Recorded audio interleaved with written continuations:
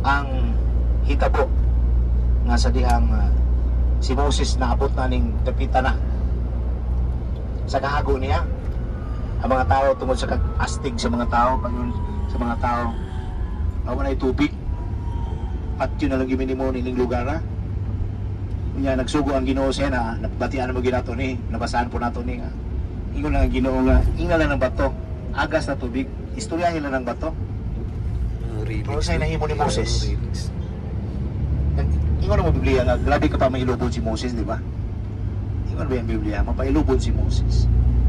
Pero kay tao naman si Moses, tungod sa kagahi sa mga tao yang gidala, kaya upang po niya nabahin-bahin yun to, di man pareha sa itong nabot na siya sa panahon nga, ihangyo siya sa ugangan nga, Moses, bahin-bahin na ng mga tao, taglibo, tagatos, atos, tagpulo, pulo na yung mga pangulo.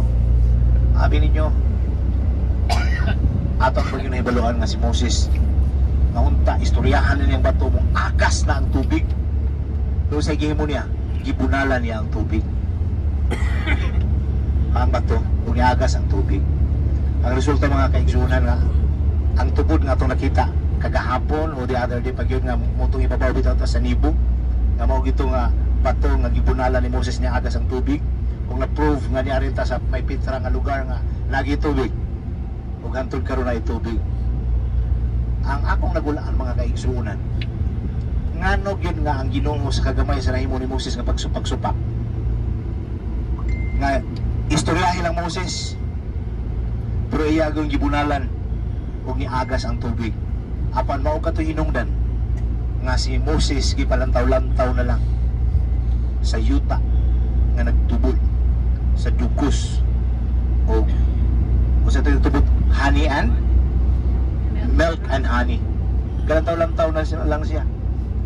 O nagunahon ako sa pagdi ko nagpadayon og basa nga siya ro ang Ginoo, di makapasaylo.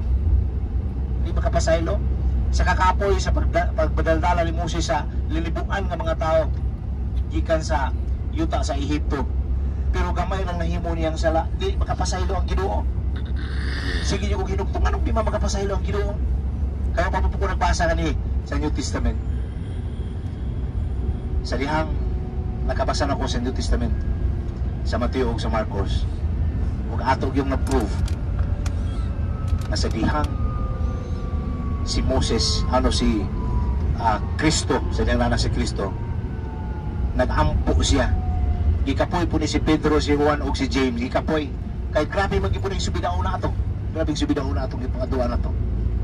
Pag-abot dito nakatulog, apan ang Kristo sa dihang ibayaw siya, nakit-an ining tulo nga naa si Moses ug naa si Elijah. Mga kaubanan, ang Ginoo mo pasaylo gid ay makasala man ta, maglapas-lapas man ta, siguro moingon ta nga pasaylo na ako sa Ginoo, no? Nalagay consequence. Ang consequence nga nitabo kang Moses, di siya makaadto sa nagtubod sa milk and honey na lugar. O kanang Israel atong nakita nga kana gyud ang lugar na ang gatubod. Meaning kana nga lugar productive, kana nga lugar maayo, kana nga lugar nindot, o kana nga lugar gihigugma gyud sa Ginoo. O akong napasalamatan nga ang Ginoo, nagapanalangin gyud sa matag usa. Dili lang sa mga tao sa panahon ni Moses, apan apil ta karon. Although duha ra man gyud nakaadto sa mga lugar. Kisa to nakaadto mga kaubanan? Joshua, Caleb and Caleb. Mura kayo nakaadto. Nga naman, tungod kay sila na ginabalapuson sa linibuan ng mga tao nga gidala ni Moses tungod sa kagahi o sa gutsuton sa kasing-kasing.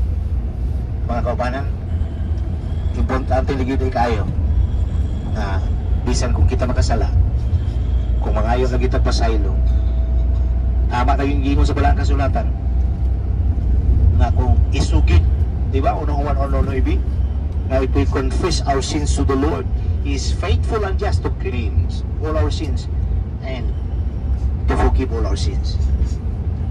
Unya, ang Diyos na pasaylo kang Moses, kung kita makasala karon nga gitawag og modern nga Israelite, mga tao nga iya sa Dios, kita na iyang pasayloon. Ang importante lang yun, kamauta mga magpasaylo. Abi niyo sa Exodo 32 uno hangtod sa 32 kana yung kung basahon na ito ang libro, makita gini mo ang pagpakasala sa mga tao samtang ni Saka si Moses sa Mount Sinai.